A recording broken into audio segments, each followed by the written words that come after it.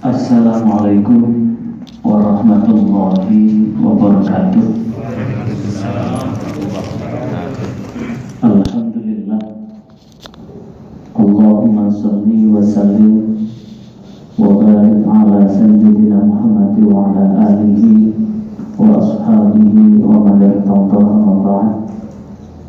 Yang saya hormati Bapak Kasih-Dinas Islam Kantor Kementerian Agama Kabupaten Malang, yang saya hormati Ketua Pokjalur Provinsi Jawa Timur, yang saya hormati Ketua Pokjalur dan FKPAI Kabupaten Malang, saudara-saudaraku penyuluh agama Islam fungsional dan non-PNS yang berbahagia. Hari ini insya Allah Malang sudah masuk new normal apa transisi new normal? New normal. Masuk new normal. New normal itu adalah hidup seperti sebelum terjadi pandemi COVID-19 dengan bingkai paradigma baru. Apa bingkai paradigma baru itu adalah keluar rumah selalu memakai masker. Memang betul bahwa bagi yang belum terbiasa pakai masker, ambekan sesek sumpek kabeh. Tapi ternyata negara yang sudah mentradisikan keluar rumah pakai masker Jepang, Korea. Faktanya menunjukkan gaya hidup orang Jepang itu setiap keluar rumah pakai masker. Tujuannya adalah untuk melindungi tubuh ini dari debu dan partikel-partikel yang bertebaran di luar rumah. Faktanya di Jepang, Korea tidak sampai lockdown, tapi penyebarannya juga tidak menyebar dan tidak parah. Beda dengan Cina, begitu positif langsung lockdown. Walau hanya terakhir Beijing itu 10 orang positif langsung satu kota itu lockdown. Kalau kita lihat dari rekamannya, Masya Allah, kota langsung diinspektan semua, seluruh perbelanjaan diinspektan semua, tidak boleh keluar dan tidak boleh masuk. Bahkan Korea Utara positif COVID, isunya apakah itu fakta atau hoax, terbukti COVID, di karantina, balilah tembak di tempat. Sehingga Korea Utara tidak ada laporan berapa positif COVID.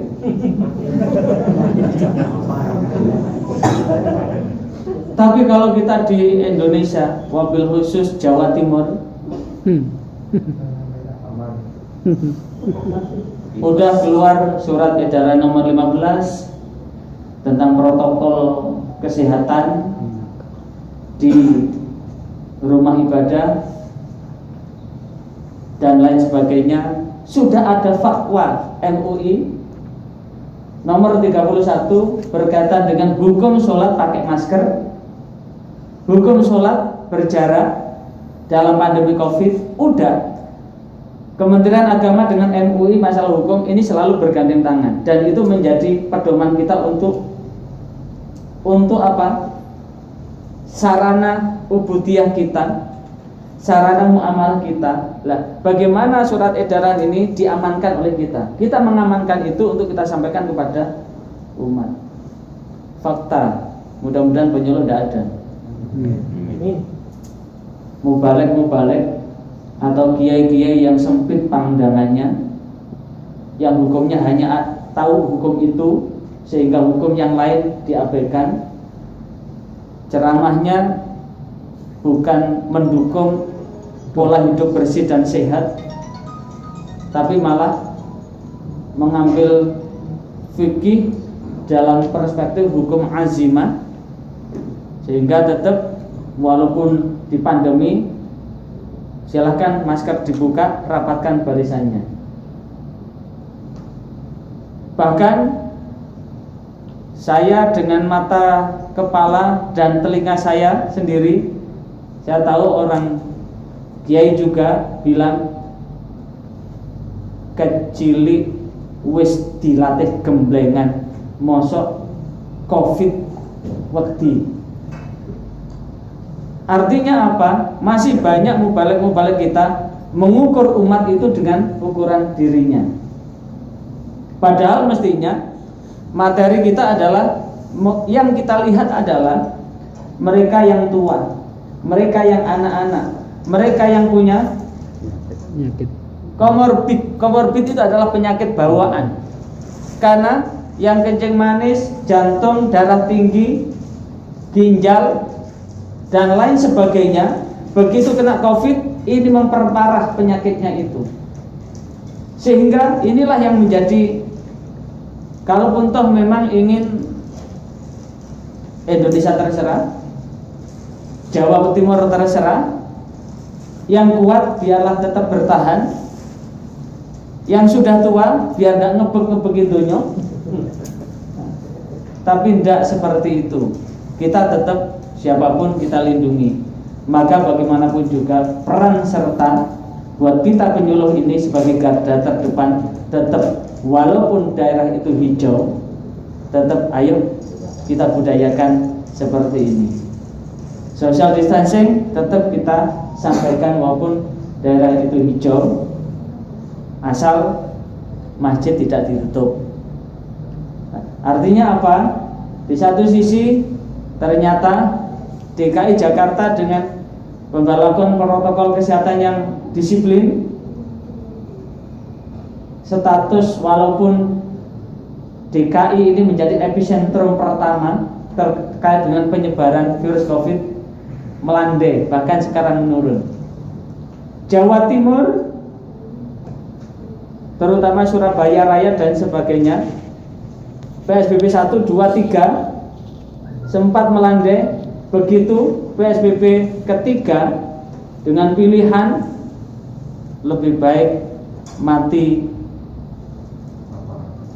COVID daripada mati kelaparan dan stres. Hidup ini adalah pilihan. Faktanya ternyata menunjukkan grafik naik.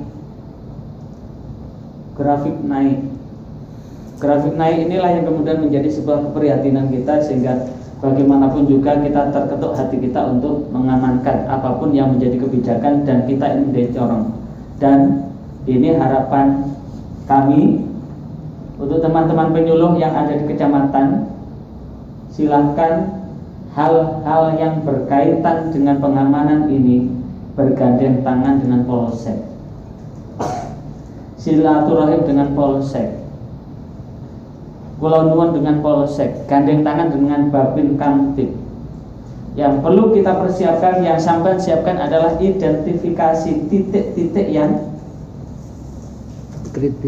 kritis, rawan dan bandel. Sekali lagi, titik-titik yang kritis, rawan dan bandel. Kita memang beda dengan Korea Utara dan lain sebagainya, beda dengan Cina. Indonesia ini masih segala sesuatu itu masih dengan hukum perasaan. Bahkan hukum ibadah pun dengan hukum perasaan. Rumang saku. Kata rumang saku itu sudah melampaui batas, out of the box. Boxnya apa? Boxnya hukum. Maka pada posisi seperti ini, kemarin alhamdulillah kita sudah ada penjajakan dengan Direktorat Bimas, ditindaklanjuti oleh Polmas. Mudah-mudahan dalam waktu dekat ini seluruh ketua Pokjalu mulai dari provinsi sampai kabupaten kota, seluruh ketua SKPI mulai dari provinsi sampai kabupaten kota, segera bisa kita tindaklanjuti. Paling tidak ada secari kertas bahwa penyuluh ini juga bagian yang tak terpisahkan dari kepolisian daerah Jawa Timur. Akan diterbitkan SK Dai Kamtibmas, berarti dengan SK itu sebagai sarana untuk jembatan bergandeng tangan dengan pihak kepolisian. Jikalau nanti memang perlu untuk melakukan hal, misalkan kita sudah secara persuasif ternyata masih mentok, siapa yang jadi provokator dijemput.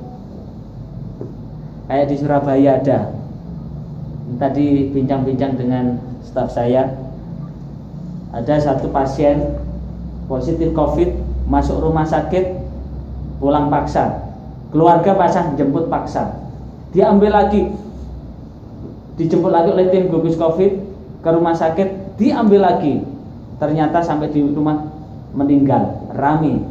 Maka keluarga yang ngambil diamankan polisi. Tidak tertutup kemungkinan begitu. Kita menyampaikan protokol kesehatan malah mentang-mentang, ambil aja penanggung jawabnya. Kalau penanggung jawabnya yang bertanggung jawab jika terjadi sesuatu terhadap umat, terhadap jamaah, ya ketua itu, ambil aja ketuanya.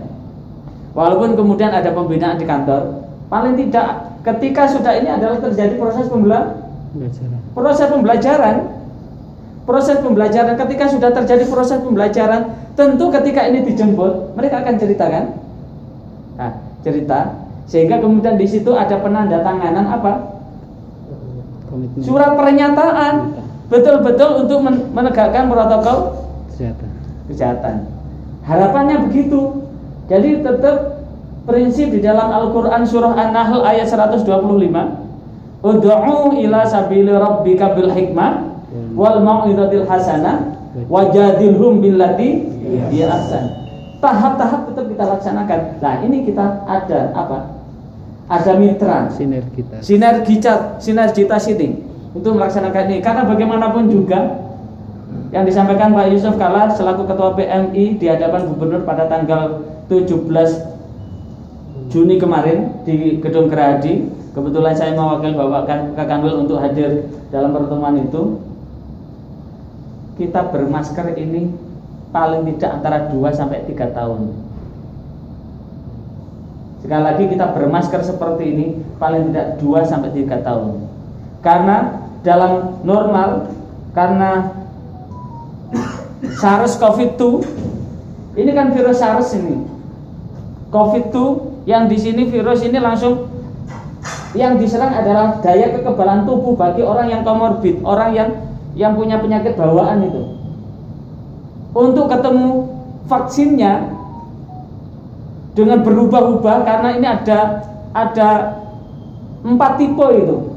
Tipe Cina, tipe Eropa, tipe Amerika, ada tipe Timur Tengah ternyata. 4 tipe yang masuk ke Indonesia ini, sehingga satu tipe itu belum tentu 2 tahun sudah ditemukan vaksinnya itu. Apalagi 4 tipe, penelitiannya lama. Paling cepat 2 tahun baru diketemukan vaksin. Makanya di beberapa sudut Polda itu menyampaikan disiplin adalah vaksin COVID Anda. Jadi kesimpulannya adalah disiplin sebagai vaksin kita. Lah, bagaimana kita melalui penyuluhan kita ini mengajak masyarakat untuk disiplin? Ternyata dengan susah payahnya pakai masker begini, ditambah dengan berita-berita di WA bahwa apa yang ada di WA itu ada yang manfaat, ada yang tidak manfaat loh ya. Jangan semuanya kemudian diterima mentah. Sebelum disampaikan ke umat, coba praktekkan dulu. Di WA itu juga saya pernah mendapatkan tulisan bahwa jikalau tenggorokan terasa serak, terjadi gejala radang tenggorokan, itu bukan. Kalau tenggorokan serak dibiarkan, pengalaman pribadi, tenggorokan terasa serak dan sebagainya dibiarkan, akan hidung beler. Setelah hidung beler, terus beler sampai 1-2 hari sampai 1 pekan, akhirnya batuk. Batuk dibiarkan, tidak diobati, akhirnya batuk terus menerus akan ke paru kita, sehingga bisa jadi TBC dan lain sebagainya. Karena ketika batuk terus menerus, ketika kita batuk sehingga siang malam tidak bisa tidur, daya kekebalan tubuh kita ini kan sudah menurun, dan itu imun kita. Saya membaca bahwa kopi tanpa gula, kopi murni tanpa gula,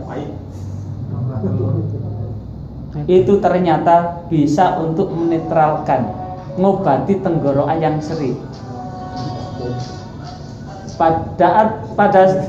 Tahun 2018 ketika saya umroh dengan anak-anak, HP saya mimpin jamaah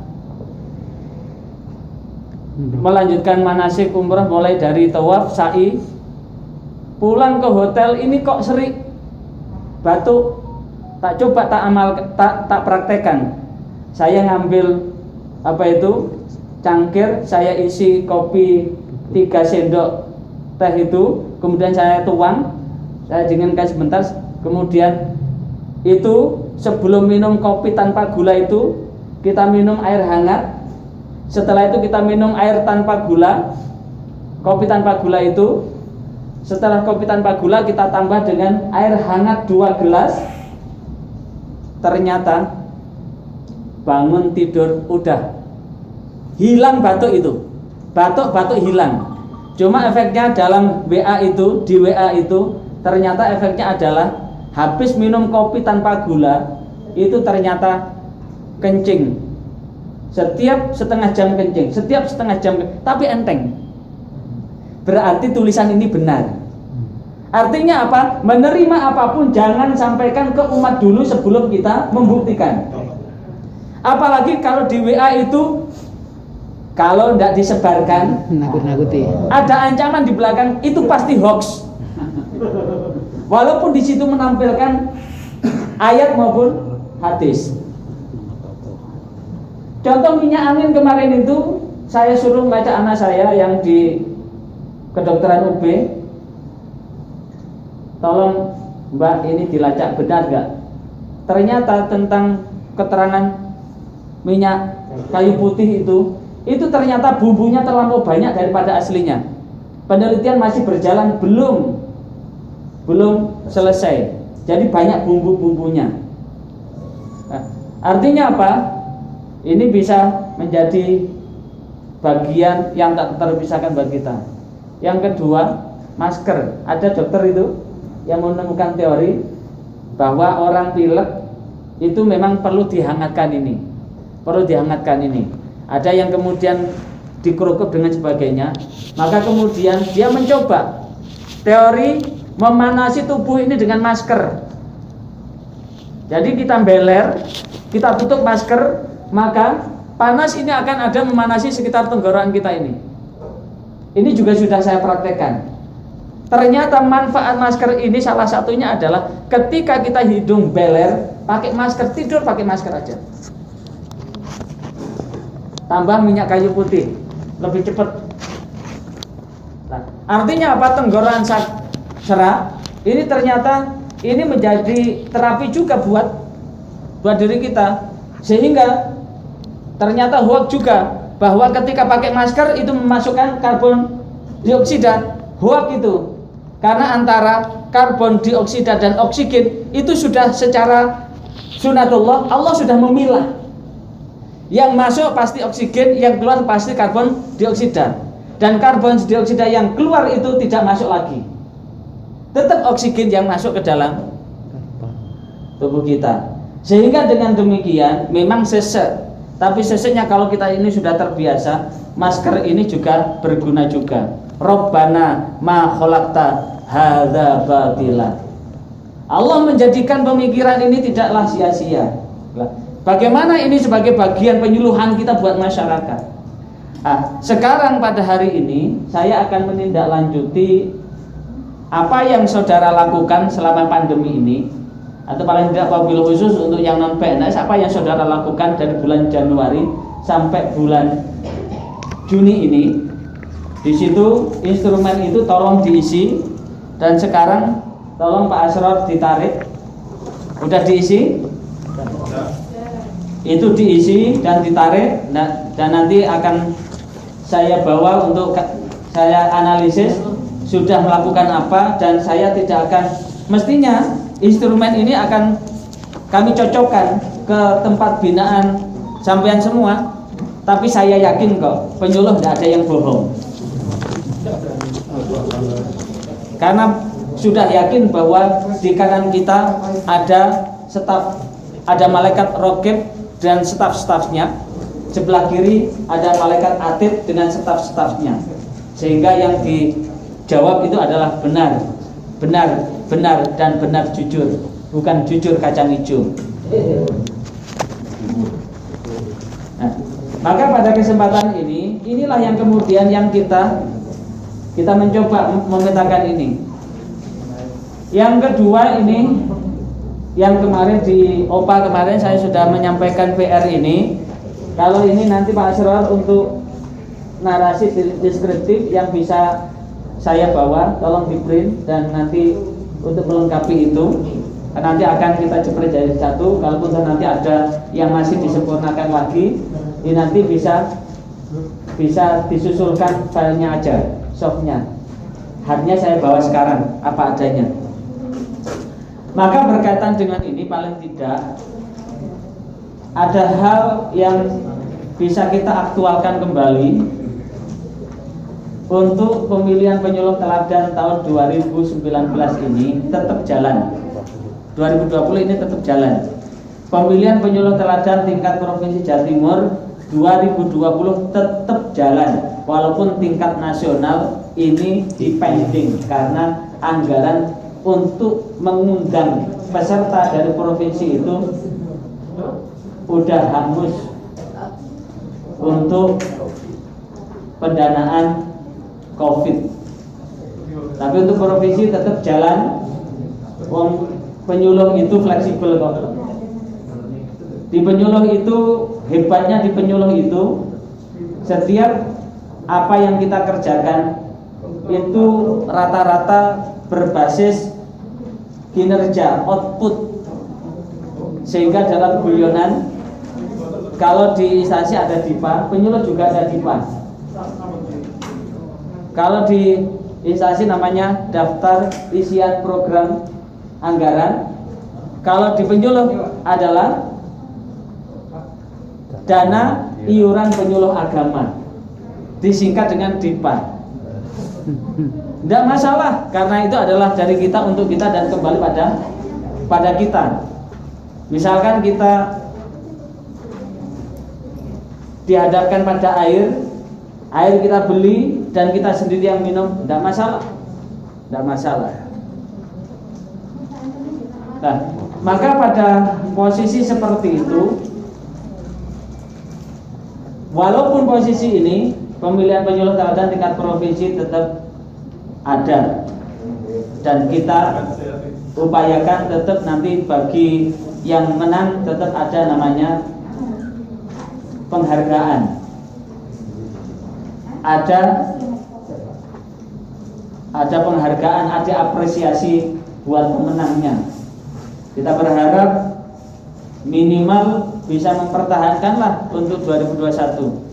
Kalau tahun kemarin kita bisa juara 2, tahun sebelumnya juara 1, ya paling tidak minimal lah juara 2. Syukur-syukur mampu bertahan seperti 2018 juara 1 nasional. Itu harapan kita, tentu di dalam rangka untuk mempertahankan, meraih juara itu lebih mudah daripada mempertahankan. Dalam rangka mempertahankan, tolong ini Pak Kasih, untuk penyuluh jangan ditunjuk. Kalau ditunjuk itu asal akhirnya. Tetap ada proses untuk seleksi. Makanya kita kasih timing waktu sampai tanggal 30 berkas itu sudah ada di Kanwil. Berarti masih ada waktu untuk memilih mana yang terbaik. Kemudian hari ini memang sengaja saya minta tolong ke Pak Kasih untuk menghadirkan koordinator kecamatan dari penyuluh agama Islam non PNS dengan harapan ada sinergi yang perlu disampaikan ke anggotanya. Paling tidak untuk kecamatan yang hari ini belum mendeskripsikan apa yang telah dilakukan oleh 8 bidang, ya. Jadi koordinator ini tolong diketik, dideskripsikan apa yang dilakukan oleh teman-temannya selama pandemi COVID ini. Pekerjaan apa yang dilakukan oleh teman-temannya, direkap menjadi satu kecamatan. Masing-masing koordinator mengumpulkan ke kabupaten, bisa ke FKPAI-nya, bisa ke Pok Jalumnya. Yang selanjutnya FKPAI dan Pok Jalum langsung menurunkan ke Pak Kasih Bimas. Sehingga ada rekapan yang menyeluruh terhadap aktivitas itu.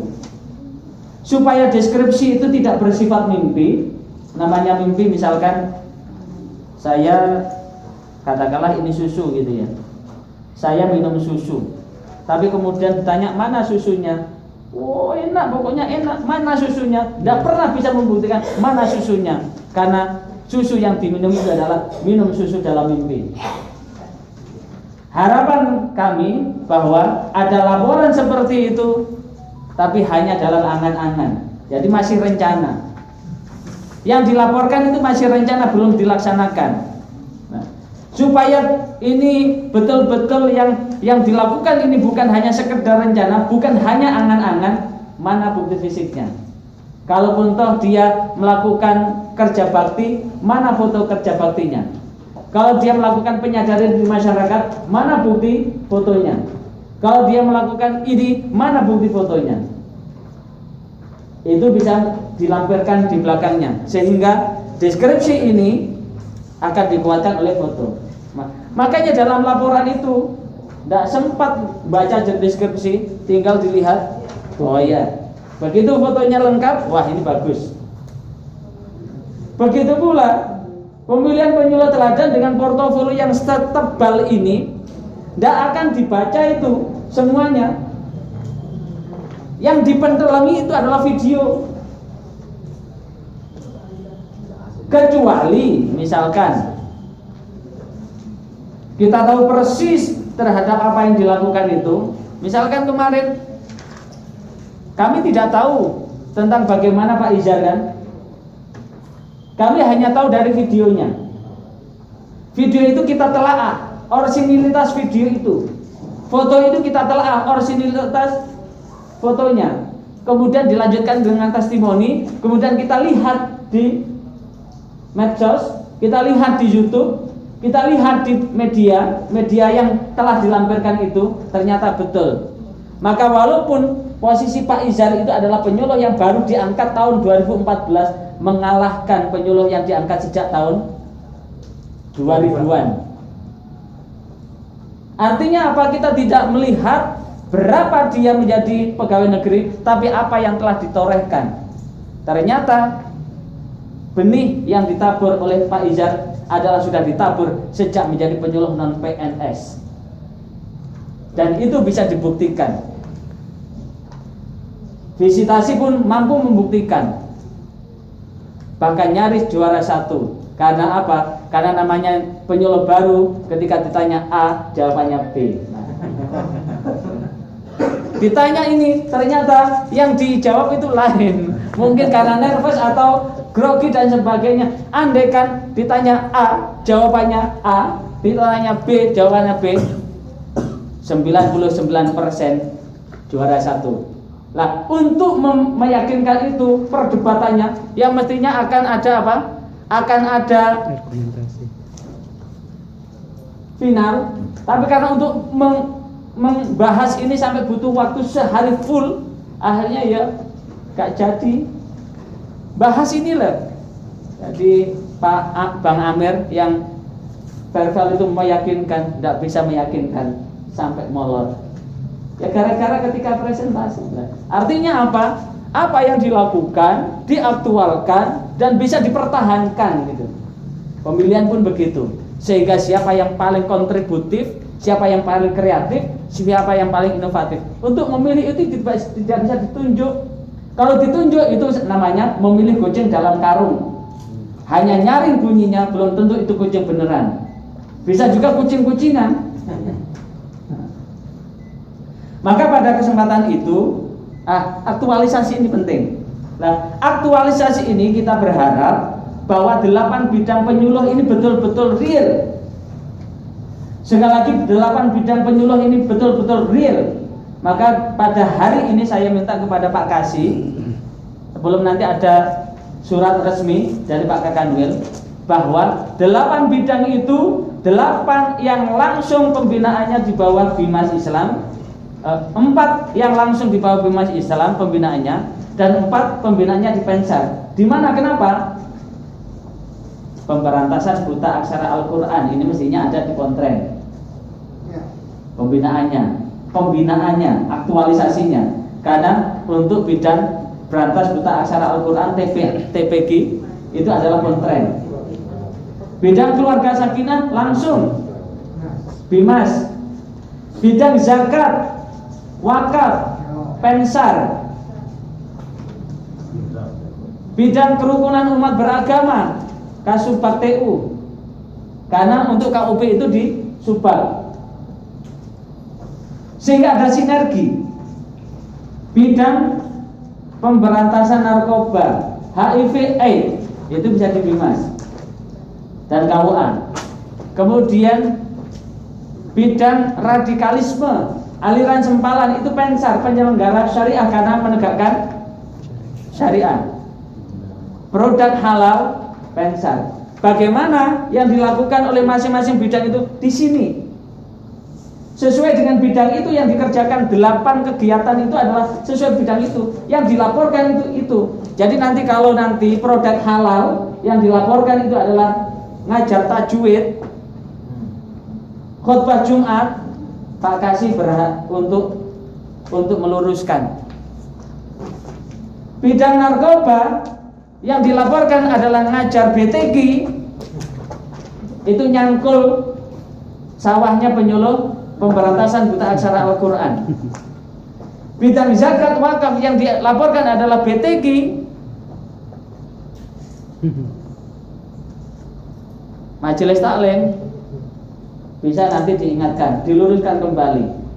Sehingga 8 bidang ini konsen di bidangnya masing-masing. Kalau kemudian dilaporkan semuanya di dunia ini, di akhirat bawa apa? Gitu. Sehingga dengan demikian 8 bidang itu spesifikasinya sudah langsung bersifat kontributif itu. Dan inilah kita ditantang dan tertantang untuk melakukan inovasi-inovasi itu.